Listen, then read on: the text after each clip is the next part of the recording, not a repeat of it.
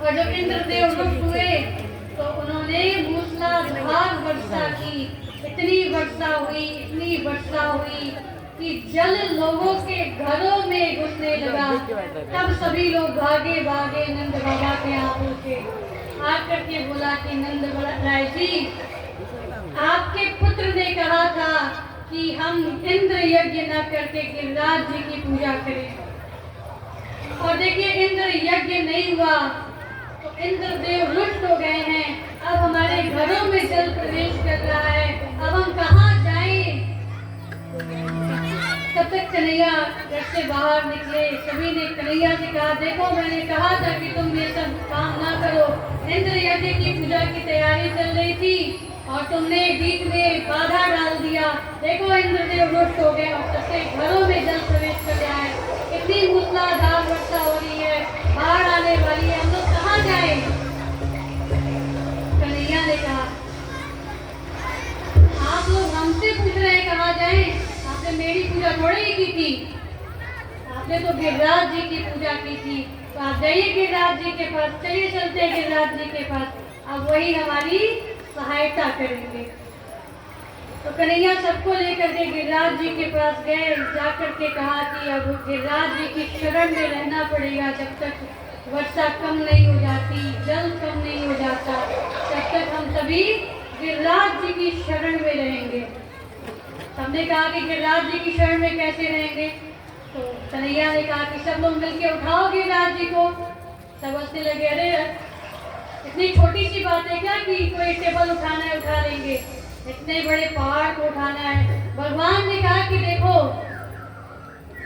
कोई भी काम करने के लिए पीछे नहीं हटना चाहिए, प्रयास करो।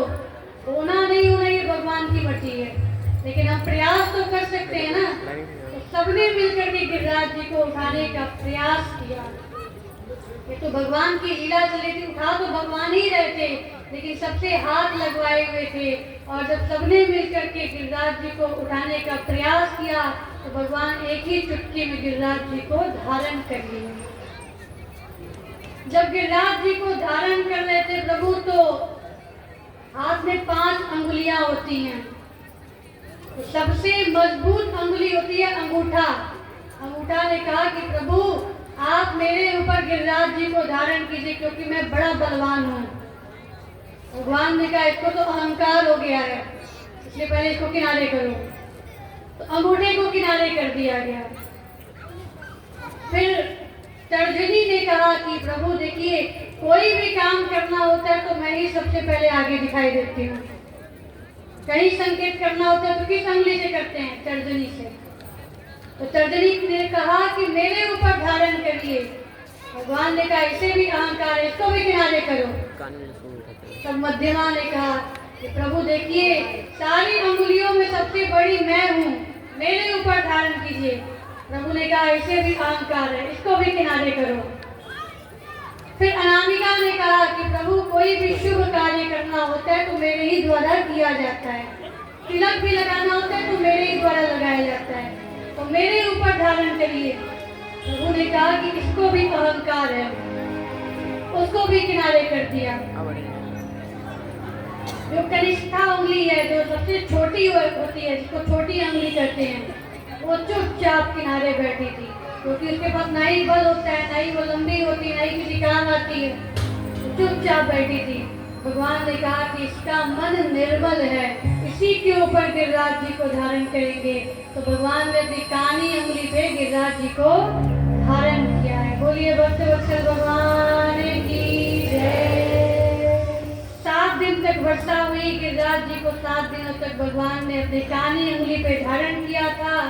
जो गोप थे, जो ग्वाल बाल थे, उनको लग रहा था कि वो सब मिलकर के उठाए हुए हैं, लेकिन वास्तव में तो भगवान ने गिरिराज जी को धारण किया था।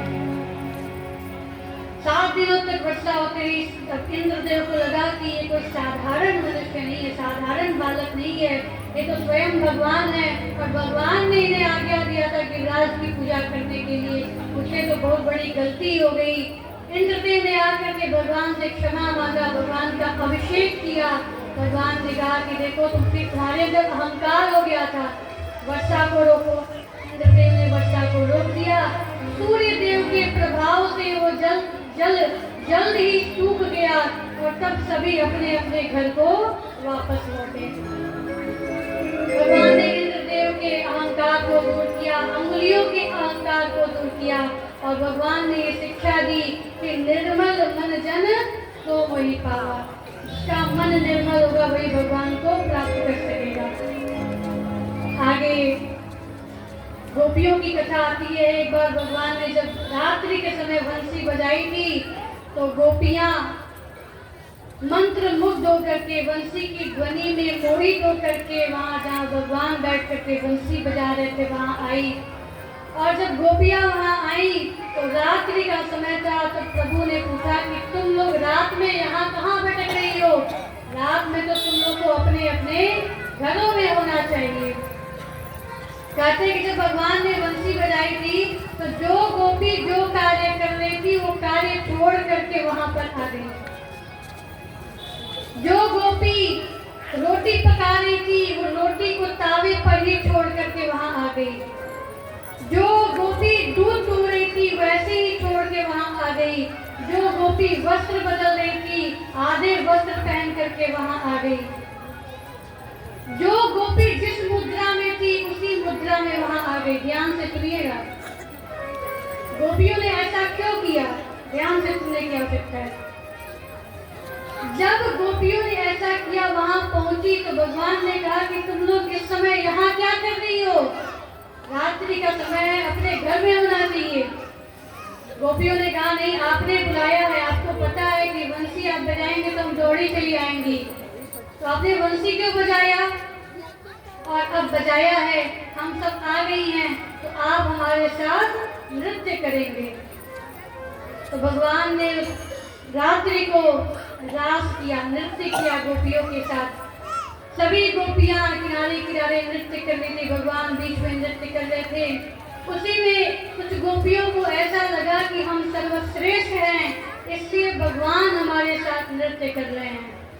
अहंकार आ गया, और जहाँ भी अहंकार आ जाता है भगवान वहां से चले जाते हैं। भगवान उन सबके बीच से अंतर्ध्यान हो गए।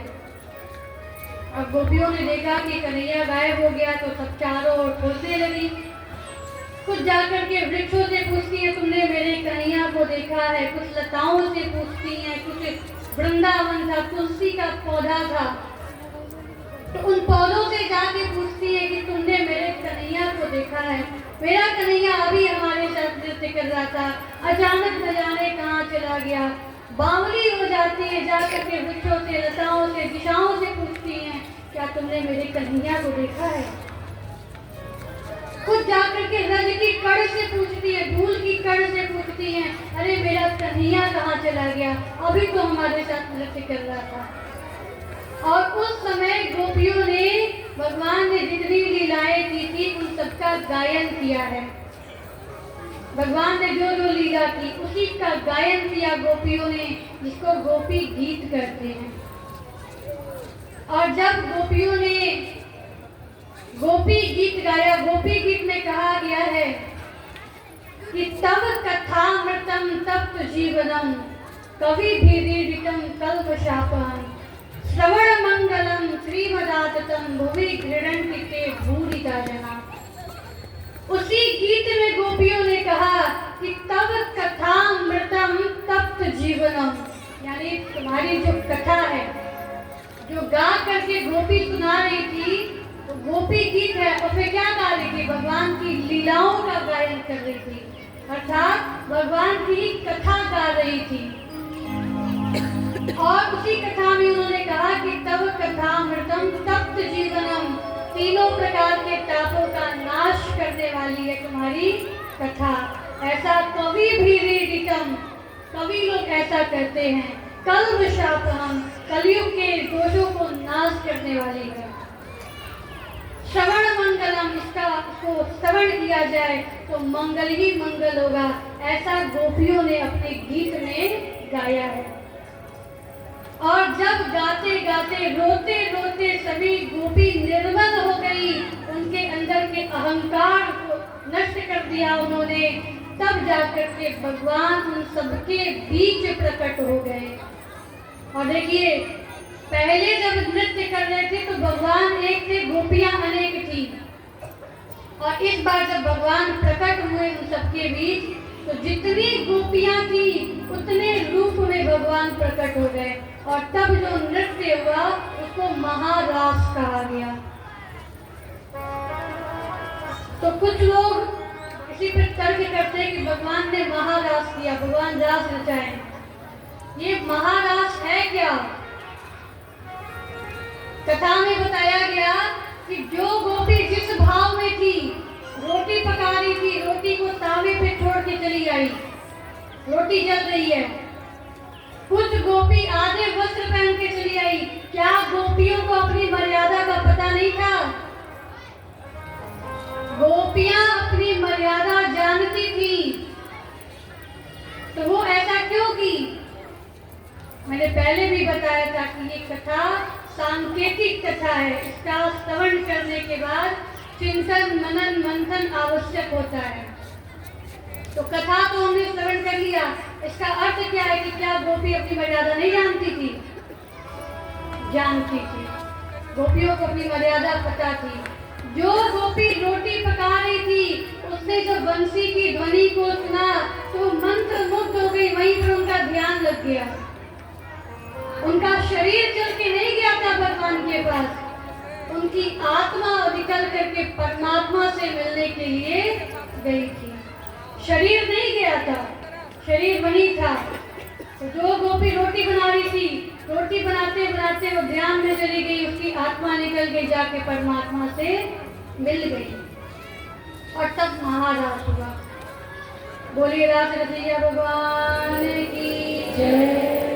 आगे सुदर्शन और शंखचूड़ का उद्धार किया प्रभु ने। एक बार अष्टासुर नाम का एक असुर आया, उसका भी अंत किया प्रभु ने। नारद जी कंस के पास गए और कंस के पास जाकर के नारद जी ने कहा, क्या कहा?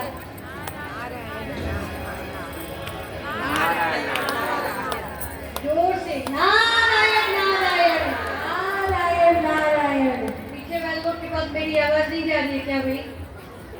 दोनों हाथ ऊपर करके नारायण नारायण नारायण नारायण। नारद जी जब कहीं जाते हैं या फिर नारद जी की चर्चा होती है तो नारायण नारायण करते हुए दिखाई देते हैं।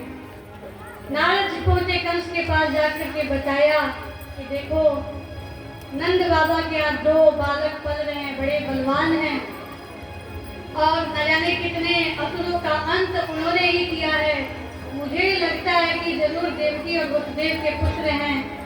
देखो वही तुम्हारे काल के रूप में वहाँ निवास कर रहे हैं। और सारा पूरा विस्तार से समाचार सुना करके अपना काम निकाल करके नारद जी वहाँ से चले गए। नारद जी गए थे केवल सूचना देने के लिए, उसके काम में बढ़ने के लिए कि जिस बालक की वो खोज कर रहा था वही बालक नंद बाबा के यहाँ पल बढ़ रहे हैं। तो इस प्रकार नारद जी ने सूचना दे दिया, चले गए। अब कंस और भयभीत हो गया, अनेक असुरों को बुला करके उसने काम पे लगाया। केशी को भेजा, मुष्टिक, चारू, सल, कौशल पहलवानों को नियुक्त किया। महावत को बुलाया, द्वारपाल पे खड़ा किया और तब अक्रूर जी को बुलाया। अक्रूर जी को बुला करके कहा कि भो भो दानपते मह्यम क्रियताम मैत्रमादृतः नान्यस्त्वत्तो वित्तमो विद्यते भोजविर्मिषो।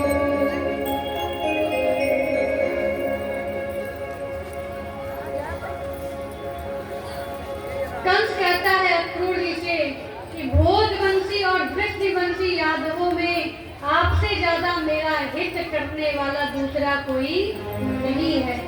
इसलिए मैं चाहता हूँ कि आप नंद बाबा के यहाँ जाइए।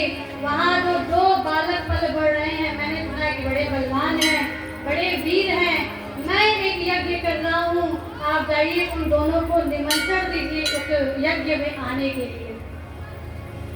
अक्रूर जी जानते थे कि दोनों बालकों को बुला करके मरवा डालना चाहता है, इसलिए जाना नहीं चाहते थे, लेकिन प्रभु के दर्शन की इच्छा भी थी, इसलिए अक्रूर जी वहां पर गए। ब्रज की यात्रा किए, मार्ग में भगवान के चरण चिन्हों का दर्शन किए, गौशाला में भेंट हुई। जाकर के नंद बाबा को बताया कि हम आपके दोनों पुत्रों को लेने के लिए यहाँ आए हैं। भगवान ने नंद बाबा को समझाया। नंद बाबा अपने पुत्रों को जाने नहीं देना चाहते थे, लेकिन जब कृष्ण कन्हैया ने, बलराम जी ने नंद बाबा को समझाया तो नंद बाबा तैयार हो गए। कृष्ण कन्हैया ने कहा कि बाबा आप चिंता ना करिए, परसों मैं लौट आऊंगा, जब यज्ञ पूरा हो जाएगा तो मैं लौट आऊंगा।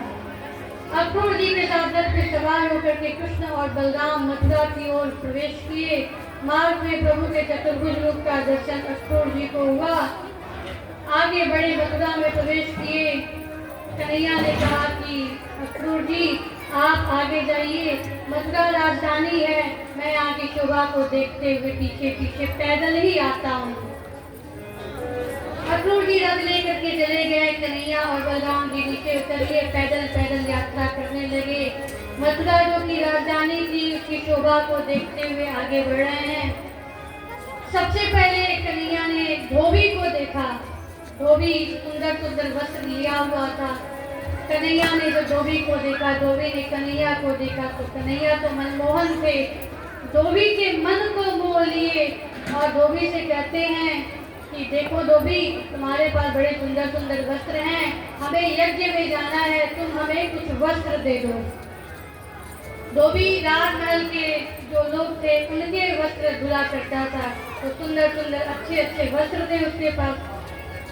भगवान ने उसके मन को मोहित किया, वस्त्र ले लिया और वस्त्र जब वो पहने तो वस्त्र वो ढीले डाले थे, क्योंकि जो राजमहल में जो सैनिक थे, जो मंत्री थे, जो राजा था, वो बड़े बड़े पहलवान जैसे, कृष्ण कन्हैया छोटे थे, बलराम जी छोटे थे, तो वो वस्त्र बड़े ढीले थे, बहुत बड़े बड़े थे। तो जब आगे बढ़े प्रभु तो उन्होंने दर्जी को देखा, तो दर्जी से कहा कि देखो दर्जी, तुम कपड़े सिलने का काम करते हो, ये वस्त्र बहुत बड़े बड़े हैं, इनका फिटिंग करा दो। तो दर्जी ने भगवान के प्रभाव में आकर के वस्त्र को काट करके सिल दिया और फिट कर दिया। भगवान ने वो ठीक ठाक से आने लगा। एक माली ने प्रभु को देखा, खूब सुंदर से प्रभु को, बलराम जी को फूलों से सजा दिया, फूलों का बाजूबंद, फूलों की माला, फूलों को पैर में तरह तरह से भगवान को फूलों से अलंकृत किया। इसके बाद श्री कृष्ण बलराम जी यज्ञशाला में गए, जहाँ पर वही धनुष रखा हुआ था। धनुष की पूजा होनी थी। जब वह रंगशाला में प्रवेश कर रहे थे तो वहाँ जब जो द्वारपाल थे, द्वारपालों से कन्हैया ने कहा कि क्या मैं धनुष को देख सकता हूँ। द्वारपालों ने कहा बिल्कुल देख सकते हो, जाओ देख लो। कन्हैया अंदर प्रवेश किए, जाकर के धनुष को देखा। धनुष की रक्षा करने के लिए बड़े बड़े पहलवान सैनिक आदि लगे हुए थे। कन्हैया जो छोटे से थे उन्होंने कहा सैनिकों से कि क्या मैं धनुष को उठा सकता हूँ।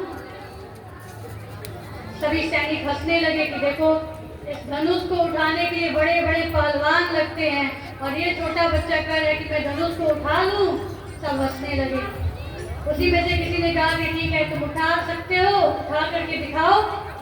भगवान को अवसर मिला, धनुष को उठाए और जो ही उठाए तो धनुष टूट गया। जब धनुष टूटा तो तेज आवाज हुई, बनी पूरे आकाश में गूंजने लगी। कंस को पता चला, कंस भयभीत हो गया। उस समय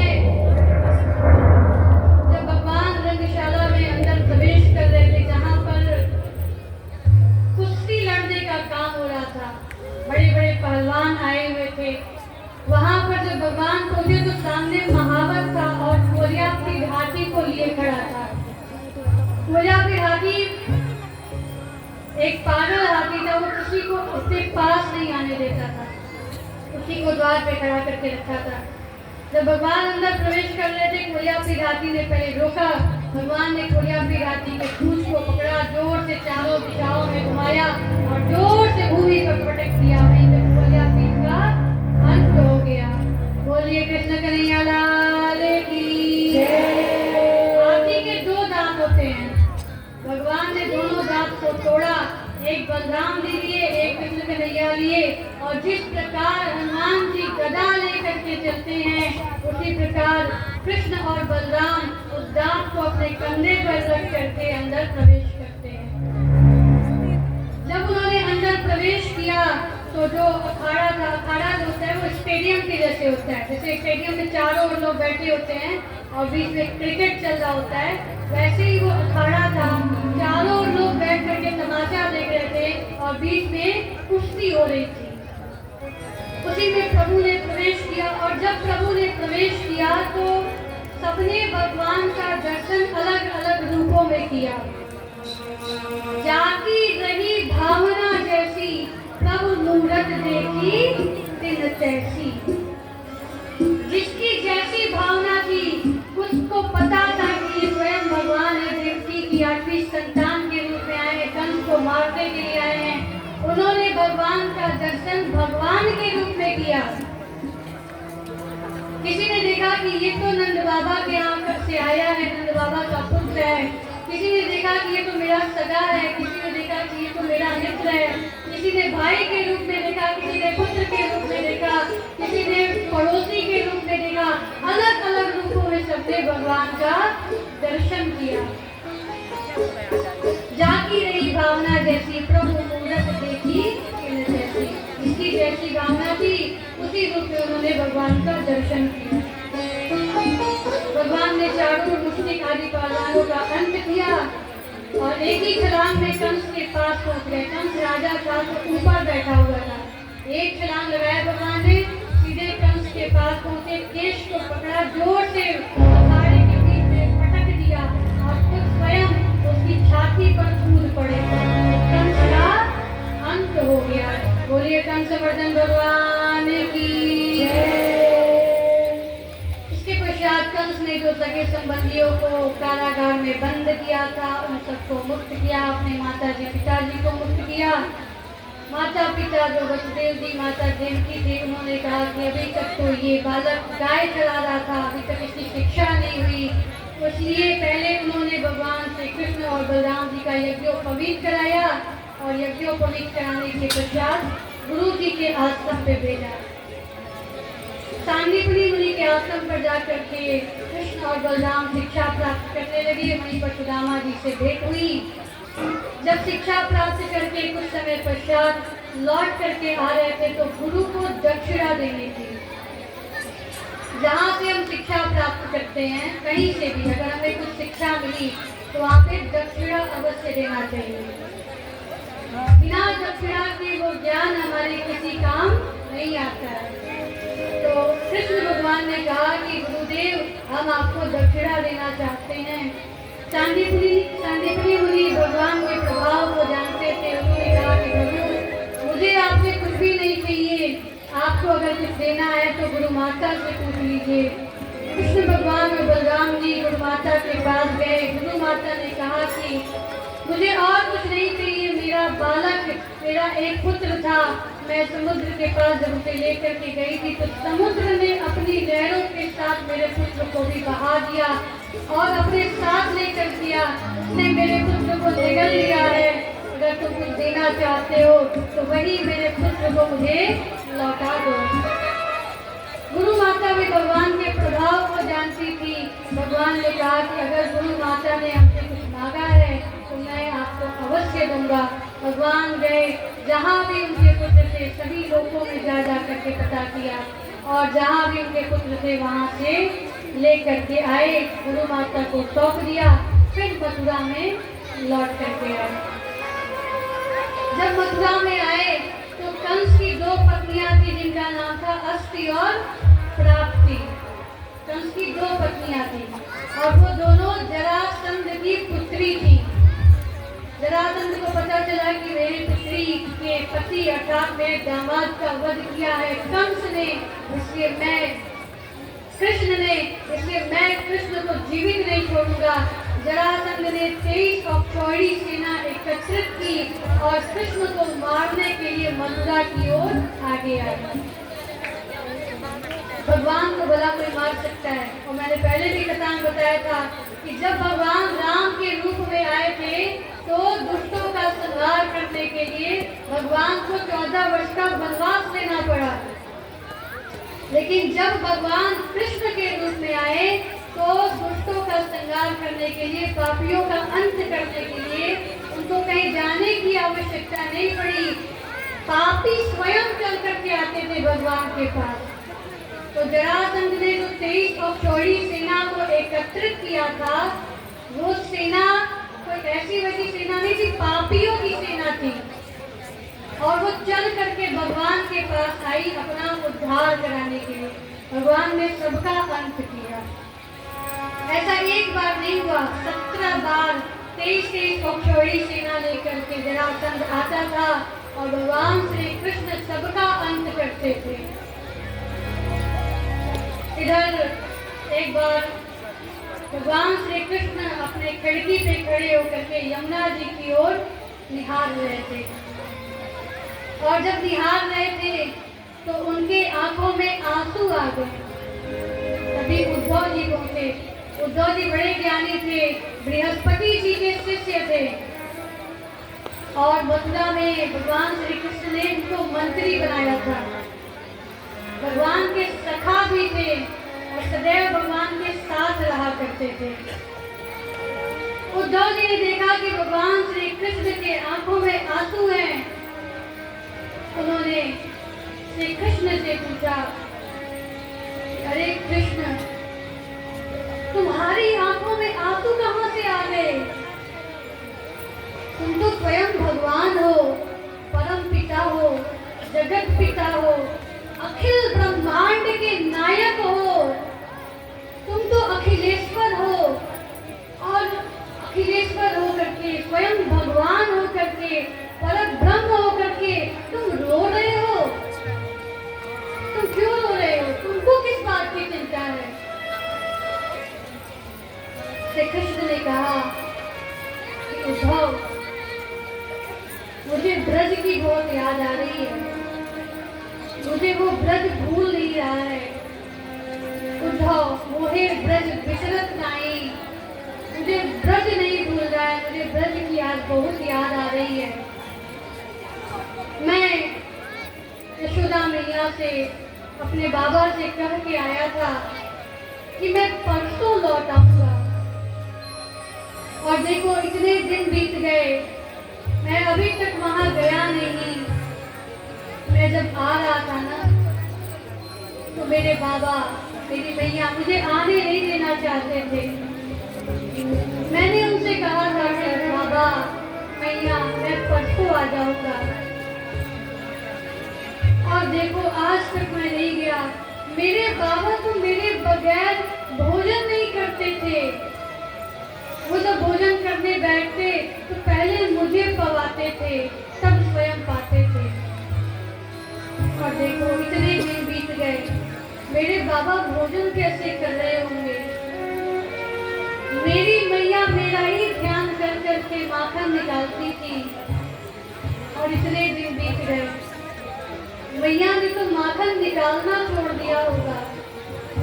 मैं जब आ रहा था तो गोपियों ने मुझे रोका। मैंने उनको भी वचन दिया कि मैं परसों आ जाऊंगा। मैंने तो अपने ही वचन को तोड़ दिया। वो गोपियां जो मेरा दर्शन किए बगैर उनका दिन शुरू नहीं होता था, वो क्या करती होंगी? कैसे जीवित होंगी? बिना मुझे देखे वो हंसती नहीं थी। दिन में कई बार मेरा दर्शन करती थी, मुझे रोक रही थी वो। मैंने उन्हें वचन दिया था परसों आ जाऊंगा। इतने दिन बीत गए, अभी तक मैं नहीं गया। वो जीवित कैसे होंगे? उद्धव जी ने कहा कि तुम ऐसी बात करते हो। तुम कहते हो कि तुम्हें याद आती है। तुम तो भगवान हो, तुम मोह में कैसे फंस सकते हो? तुम्हें मोह कैसे अपने प्रभाव में डाल सकता है? तुम माया के वशीभूत कैसे हो सकते हो? तुम्हें तो भूल जाना चाहिए। तुम तो सृष्टि के रचयिता हो और तुम मोह में पड़े हुए हो। कन्हैया ने कहा, उद्धव तुम ठीक कह रहे हो, मैं तो भूल जाऊंगा, लेकिन वो मुझे कैसे भूल पाएंगी? उनके दिन की शुरुआत ही मेरा दर्शन करके होती है। बिना मुझे देखे वो चैन नहीं पाती हैं, दिन में कई बार मेरा दर्शन करने आती हैं। और जब मैं गैया चराने जाता था ना, तो प्रतीक्षा करती थी, पूरे दिन बैठ करके प्रतीक्षा करती, और शाम को जब मैं गैया चरा करके आता तभी वो मुझे देख करके प्रसन्न होती, खिलखिला के हंस पड़ती। उन्होंने तो हंसना छोड़ दिया होगा। उद्धव वो मुझे नहीं भूल पाएंगे। उद्धव जी ने कहा, अगर ऐसी बात है तो मैं जाऊंगा ब्रज में और जा करके उन्हें समझाऊंगा कि अपना मन भगवान में लगाएं, ब्रह्म में लगाएं। ऐसे व्यर्थ में मन को भटका करके रखेंगी तो उससे उनका कल्याण नहीं होगा। तुम चिंता ना करो, मैं आज ही ब्रज में जाऊंगा, नंद बाबा को, यशोदा मैया को, सबको समझाऊंगा, गोपियों को समझाऊंगा कि तुम्हारे चक्कर में न फंसे, वो ब्रह्म का ध्यान करें, उसी से उनका कल्याण होगा।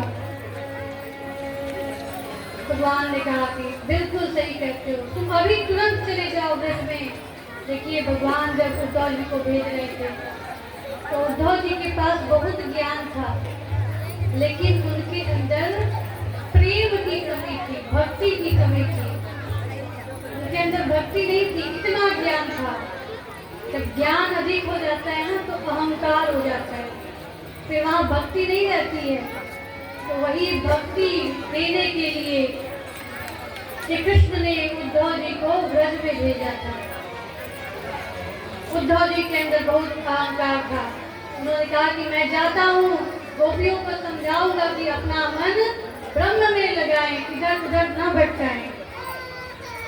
उद्धव जी ब्रज की ओर प्रस्थान करते हैं। इधर गोपियों की क्या दशा थी? गोपियां प्रतिदिन प्रातः काल उठ करके स्नान आदि करके श्रृंगार करती थी, काजल लगाती थी, खूब अच्छे से श्रृंगार करती।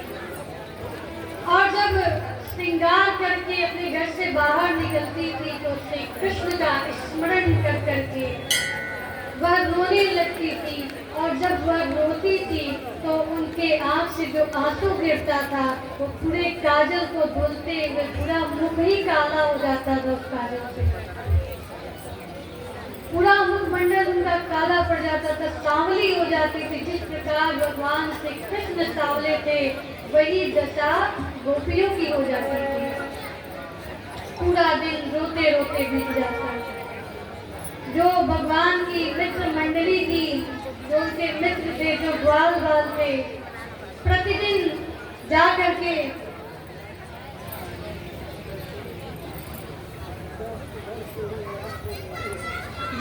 मथुरा के रास्ते में बैठ जाते और मार्ग में किसी झाड़ी के पीछे छिप करके राह देखते थे कि अब कृष्ण आ जाएगा, अब मेरा कृष्ण आएगा, अब मेरा कृष्ण आएगा, आज मेरा कृष्ण आ जाएगा। और जब कृष्ण शाम तक नहीं लौटते थे तो सभी ग्वाल बाल अपने अपने घर जाकर के अपनी माँ से कहते थे, मैया कृष्ण बड़ा निष्ठुर है, आज भी नहीं आया। ये प्रतिदिन का कार्य था। प्रतिदिन ग्वाल बाल सभी जाते, जिस रास्ते से, जिस मार्ग से श्री कृष्ण चल के गए थे रथ से, उसी मार्ग पे झाड़ियों में बैठ करके वो टकटकी लगा करके देखते रहते कि आज कृष्ण आ जाएगा। और जब कृष्ण नहीं आते तो जा करके भैया को बताते, भैया कृष्ण बड़ा निष्ठुर है, तुम्हारा लल्ला बड़ा निष्ठुर है, आज भी नहीं आया। देखो दिन भर मैंने प्रतीक्षा की लेकिन कन्हैया आज भी नहीं आया। प्रतिदिन का कार्य था। और जब उद्धव जी उसी रास्ते, उसी रथ पे बैठ करके मथुरा से ब्रज में प्रवेश कर रहे थे तो उस समय उस रथ को देखा ग्वाल वालों ने और ग्वाल वालों ने जब उस रथ को देखा तो उम्मीद की एक किरण दिखाई दी कि मेरा कृष्ण आ रहा है। सबने एक दूसरे को आवाज लगाना शुरू किया, अरे मधुलाल, अरे सुबल, अरे श्री रामा, अरे भैया दौड़ो, हमारा श्री कृष्ण आ गया है। रथ समीप आया, सबने देखा कि उस रथ में श्री कृष्ण नहीं बल्कि कोई और आया है। सभी मुख मोड़ लिए।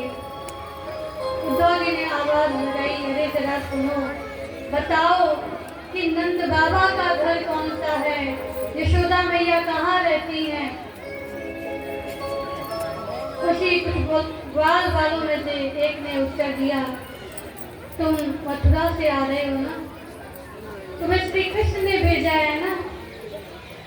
देखो, जहाँ से ये जल की धारा बहते हुए आ रही है वही नंद बाबा का घर है, वहीं पर यशोदा मैया रहती हैं। और ये जल कोई साधारण जल नहीं है, ये यशोदा मैया के आंख के आंसू हैं, ये नंद बाबा के आंख के आंसू हैं जो बहते हुए यहाँ तक आ रहे हैं।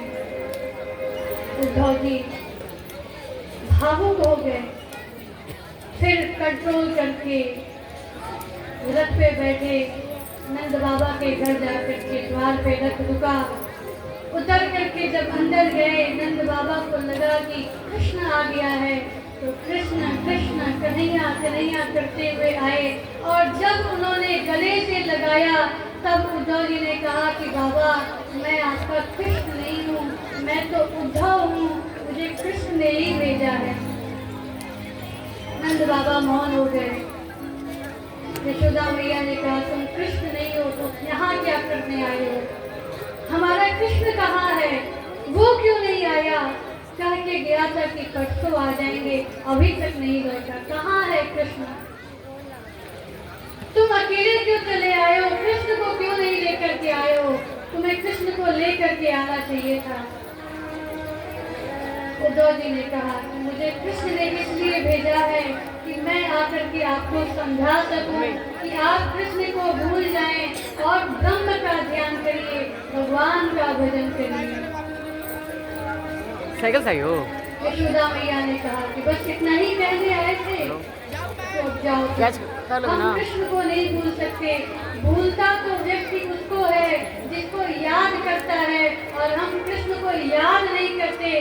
कृष्ण तो हमारे अंदर बैठा हुआ है, तो हम कृष्ण को भूल कैसे जाएं? तुम्हें पता है यहाँ की गोपियों की क्या दशा है? वो दिन दिन भर बैठ करके रोती रहती हैं। जाओ यहाँ से, उन्हें जाकर के समझाओ।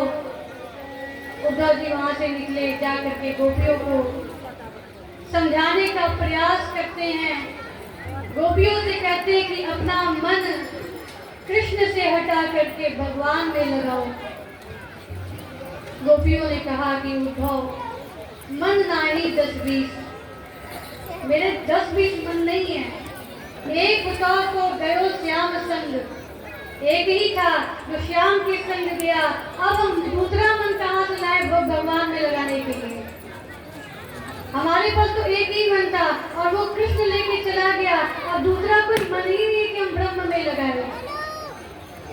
तुम्हें पता है कृष्ण कह के गया था कि परसों आ जाएंगे, उसने तो अपने वचन को नहीं संभाल पाया, वो मेरे वचन को क्या संभालेगा, वो हमें क्या संभालेगा? उसने तुमको भेजा है हमें समझाने के लिए। जाओ उसको समझा दो, उसको बता दो कि हम उसके बिना भी जीवित रह सकते हैं, भले ही रोके रहते हैं तो क्या, हम उसकी याद में तो जीवित हैं। सर्च करके उद्धव जी गोपियों को समझाते समझाते थक गए।